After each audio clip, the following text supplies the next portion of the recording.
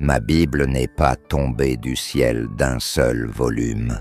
Elle est le fruit d'une longue histoire, écrite par les auteurs divers, dans les contextes variés, mais unis dans l'inspiration divine. Chaque livre, chaque chapitre, chaque verset est un morceau d'un puzzle immense, révélant le plan de Dieu pour l'humanité. Aujourd'hui, la Bible est le livre le plus lu, le plus traduit, le plus influent de l'histoire. Elle traverse les cultures, les langues, les époques, offrant à chacun une lumière dans les ténèbres, un réconfort dans les épreuves et une espérance éternelle. David n'était pas le premier choix humain pour la royauté. Quand le prophète Samuel est venu à Bethléem pour oindre le futur roi d'Israël, Jessie a présenté ses fils les plus grands et les plus forts. Mais Dieu a dit à Samuel, « Ne regarde pas à son apparence. L'homme regarde à ce qui frappe les yeux, mais l'Éternel regarde nos cœurs. » C'est ainsi que David, le plus jeune, a été oint roi, marquant le début d'une destinée extraordinaire. Imaginez un homme, simple berger devenu roi, dont les triomphes et les échecs résonnent encore des millénaires plus tard. Le roi David né, il est un miroir de notre humanité. La grâce divine est à portée de main, inspirer et de révéler les profondeurs de cette tête. Le récit du prophète Nathan confrontant le roi David est l'un des moments les plus poignants et émouvants de la Bible. Il illustre à la fois la gravité du péché et la miséricorde divine. La Bible dit après que le roi David eut commis l'adultère avec Beth-Sabée, la femme Uri, et qu'il eut orchestré la mort de ce dernier au combat. Dieu envoya le prophète Nathan vers lui. Nathan, rempli de sagesse et de courage, savait qu'il devait amener David à reconnaître son péché sans le braquer directement. Il choisit donc de lui raconter une parabole. Nathan se présenta devant le roi et lui dit « Écoute, ô roi, une histoire. Dans une ville, il y avait deux hommes. L'un était riche, possédant de nombreux troupeaux de vastes terres. L'autre était pauvre, n'ayant qu'une petite brebis. Cette brebis était tout pour lui. Elle grandissait avec ses enfants, partageait sa nourriture et dormait dans ses bras. Elle était comme une fille pour lui. Un jour, un voyageur arriva chez l'homme riche. Plutôt que de prendre une bête de son propre troupeau pour préparer un repas, le riche s'empara de la brebis du pauvre et l'offrir à son invité. En entendant cela, le roi fut saisi d'une colère brûlante et s'écria « Aussi vrai que l'Éternel est vivant, l'homme qui a fait cela mérite la mort.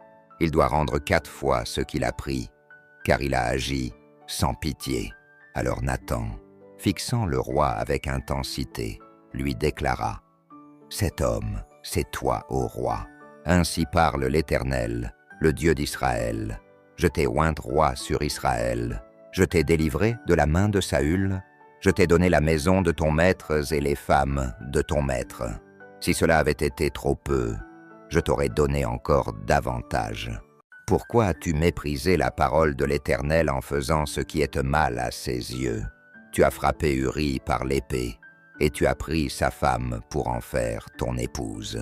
Désormais, l'épée ne s'éloignera plus de ta maison, car tu m'as méprisé. » À ces mots, le cœur de David se brisa.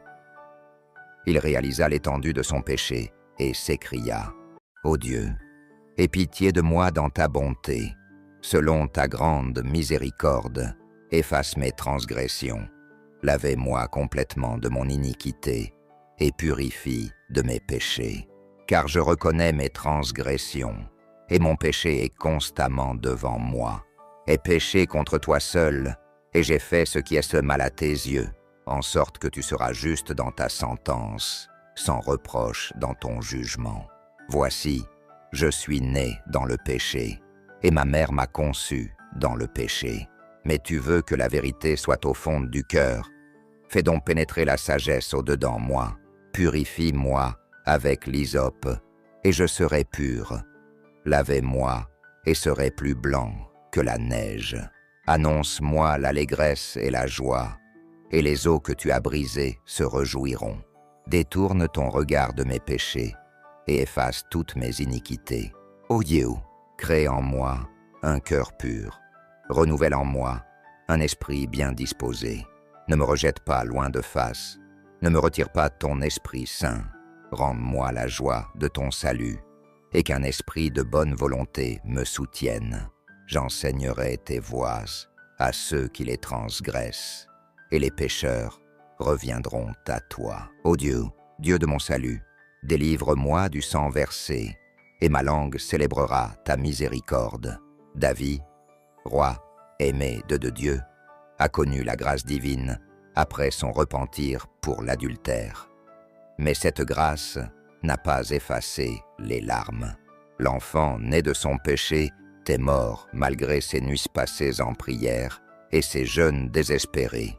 Sa famille, autrefois unie, a sombré dans la violence. Tamar violée, Absalom en révolte, et une guerre fratricide déchirant son royaume. Son péché, révélé au grand jour, a laissé une tache indélébile sur son règne. Pourtant, dans cette douleur, David a découvert une vérité profonde. Dieu pardonne, mais les cicatrices du passé demeurent, rappelant que chaque choix porte un poids. Et dans ses blessures, David a appris à chanter encore plus fort. La miséricorde de celui relève les cœurs brisés. Et si, comme le roi David, nous pouvions trouver dans nos chutes non seulement le pardon, mais aussi la force de transformer nos cicatrices en témoignage de la grâce infinie de Dieu. Mes amis, prenez soin de vous, et que la grâce de Dieu soit sur nous. Abonnez-vous et à bientôt.